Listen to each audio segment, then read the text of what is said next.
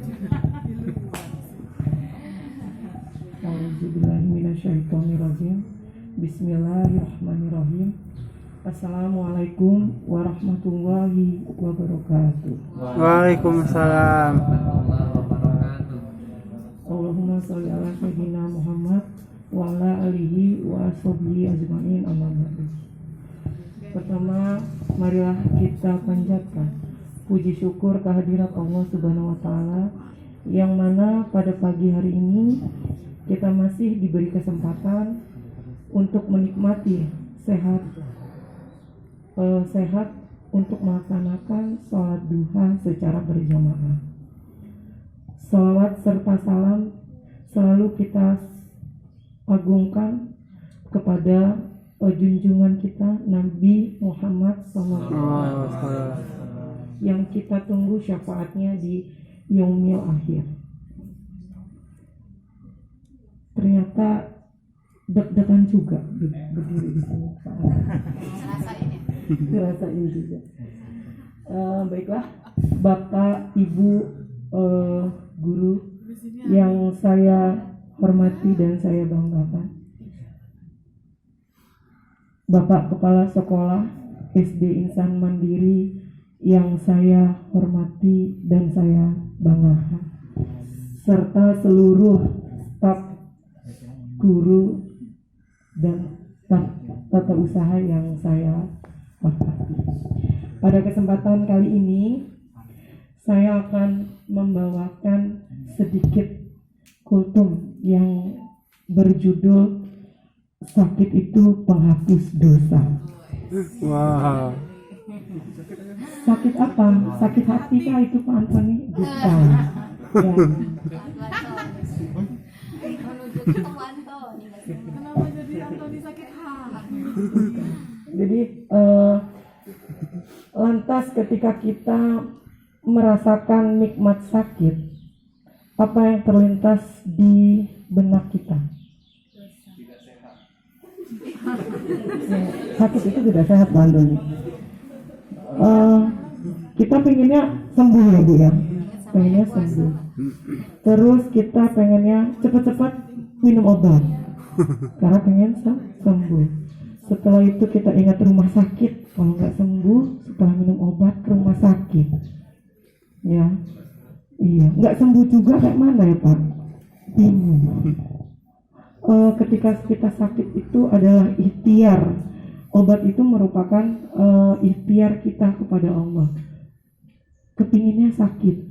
Lantas ketika kita merasakan sakit, ada Bu terselip, mungkin bukan untuk kita. Kita termasuk tergolong orang yang menikmati, tidak kufur nikmat ya. Ketika kita sakit, jangan sampai kita pernah menyalahkan keadaan atau menyalahkan teman atau lingkungan. Yang menyalahkan keadaan ini seperti ini Bu. Saya beri contoh seumpama, ini umpama si Ibu Ani, di sekolah ini gak ada yang namanya Ani ya. Bukan ya. Si Ibu Ani ini pulang dari sekolah naik angkot, bukan Bu Isa ya.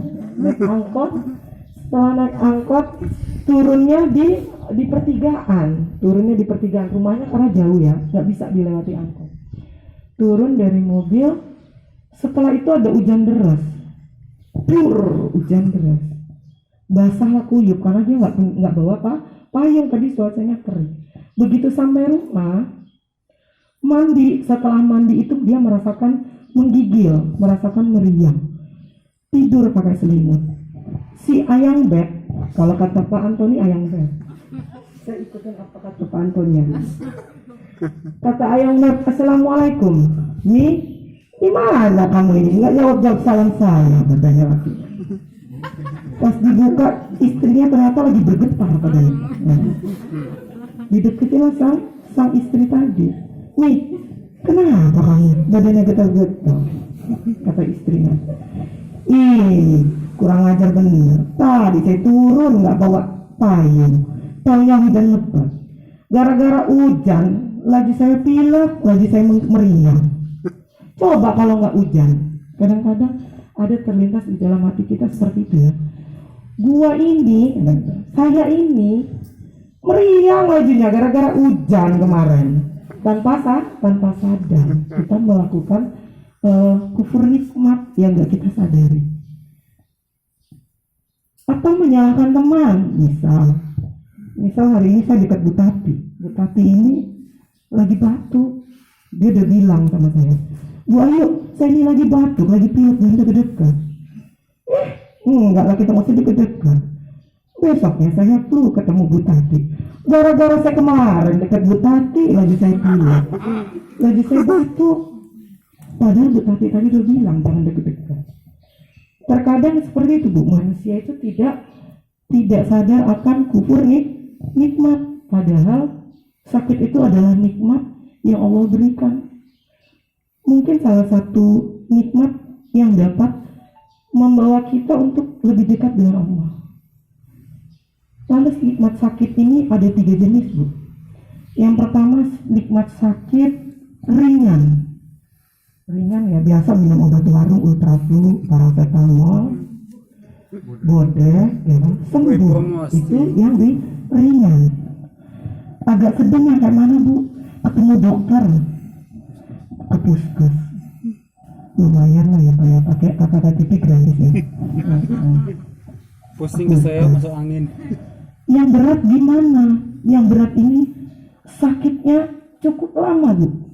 Lama, mungkin setahun tidak sembuh, 2 tahun tidak sehat, 3 tahun belum juga kelihatan bakal sembuh. Ya, lantas harus seperti apa kita menyikapinya? Harus sabar dan tawakal karena nikmat sakit ini adalah penggugur dosa. Saya memiliki sebuah kisah yang mungkin kita bisa ambil petik hikmahnya ya. Jadi saya mengutip itu seorang laki-laki tangguh. Ini kalau yang laki-laki, gadis-gadis langsung sumringah. Bu Hani udah senyum-senyum dengar itu. Jadi seorang laki-laki yang tangguh, bijaksana, tampan, kaya raya, pokoknya sempurna kalau kata perempuan. Wah. Iya, hampir sempurna ya Pak Maulana. Itu contoh kayak Pak Maulana. Jadi seorang lelaki ini sehat Bu. Tiba-tiba dia sakit. Karena sakit ini kan nggak diduga-duga ya. Tiba-tiba hari ini sehat, besok sakit. Kita nggak bisa prediksi. Laki-laki ini sakit, setelah itu terkapar dia. Laki-laki ini sangat soleh sekali. Dia tidak pernah mengeluh. Mengeluhnya itu, ya Allah, kok kayak gini amat sih gitu. Enggak. Dia selalu tabayun, ya, menerima akan ketetapan Allah. Jadi pada saat sakit, Allah memerintahkan malaikat, memanggil malaikat. Malaikat yang pertama dia panggil, hai malaikat, kata Allah ini tadi ya, hai malaikat, kuperintahkan kau turun ke bumi, ambil kekuatan laki-laki tersebut ya, ambil kekuatannya, ambil ketangguhannya, turun malaikat itu ke bumi, mengambillah kekuatan sehingga dia terbaring tak berdaya di tempat tidur. Naik lagi ke bumi, ke langit, nyampe, dipanggil malaikat kedua oleh Allah. Hai malaikat, kuperintahkan kau turun ke bumi, ambil sari di wajahnya dengan sigap, turun ke bumi, ditarik sari wajahnya. Laki-laki yang tampan tadi sudah tidak tampan, sudah tidak enak dipandang, Bu, peot.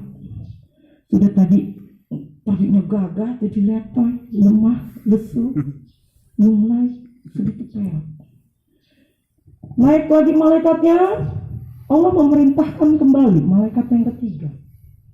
Hai malaikat, turun ke bumi, ambil dosa-dosanya buang ke laut. Turunlah sang malaikat itu ke bumi, diambil dosanya, jebur ke laut dosanya, ya, naik lagi. Setelah setahun 2 tahun dia merasakan sakit. Laki-laki tadi yang sudah mulai lelah, lesu tadi, yang sudah tidak berdaya, terus tabayun sambil berikhtiar. Dia tetap melakukan pengobatan, dia tetap tawakal. Allah lalu memerintahkan malaikat yang pertama manggil lagi dia. Malaikat turun ke bumi, berikan kekuatan dan ketangguhannya. Turun yang pertama. Perlahan dia merasakan badannya sehat. Yang kedua malaikatnya dipanggil. Malaikat, kau kuperintahkan berikan sari wajahnya seperti semula. Turun malaikat.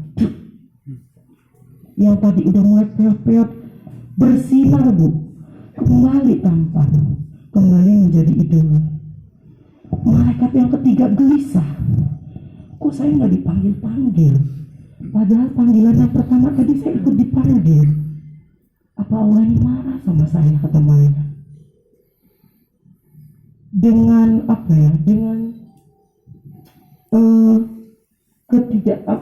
dengan rasa takutnya malaikat menghadap Allah. Ya Allah, kenapa saya tidak dipanggil-panggil? Padahal saya sudah mengambil apa yang belum dikurangi? Dosa-dosanya. Padahal malaikat pertama, kedua udah dipanggil. Apa engkau marah padaku ya Rabb? Dia langsung bilang, Allah ini langsung berkata, jangan kau kembalikan dosa-dosa yang pernah dia lakukan. Karena selama dia merasakan sakit, selama aku mengujinya, dia tidak pernah mengeluh. Dia terus mengingatku. Biarkan dosa-dosa itu berada di lautan. Jadi tadi laki-laki itu, Bu, kembali seperti sedia kala waktu dia baik, ketika dia merasakan sakit.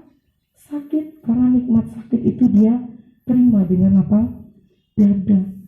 Ternyata sebuah kisah itu dapat kita kutip. Ketika kita merasakan sakit, bukan berarti Allah itu marah pada kita, tapi Allah itu sayang pada kita. Karena tidak semua orang akan merasakan nikmat sakit, walaupun seluruh manusia yang ada di muka bumi ini pernah merasakan sakit. Ada hadis yang saya kutip, tidaklah seorang muslim tertimpa suatu penyakit dan sejenisnya, melainkan Allah akan menggugurkan sesamanya dosa-dosanya seperti pohon yang menggugurkan daun-daunnya. Hadis riwayat Bukhari 5660 dan Muslim 2571. Dari cerita yang udah saya ceritakan tadi ya, dapat kita simpulkan bahwasanya pada saat kita menikmati yang namanya diberikan sakit, ringan, sedang ataupun berat, tetaplah untuk berikhtiar, tetaplah untuk terus tawakal. Mana tahu ketika kita diberi cobaan sakit, ternyata itulah adalah penggugur dosa-dosa yang kita lakukan. Bapak Ibu yang saya hormati, karena waktu sudah menunjukkan kita harus kembali ke aktivitas, jadi untuk hari ini saya cukupkan sekian. Jika memang dalam penyampaian saya ternyata masih banyak kesalahan, saya mohon dimaafkan, dan pada Allah saya mohon ampun. Saya akhiri, wassalamualaikum warahmatullahi wabarakatuh. Waalaikumsalam warahmatullahi wabarakatuh.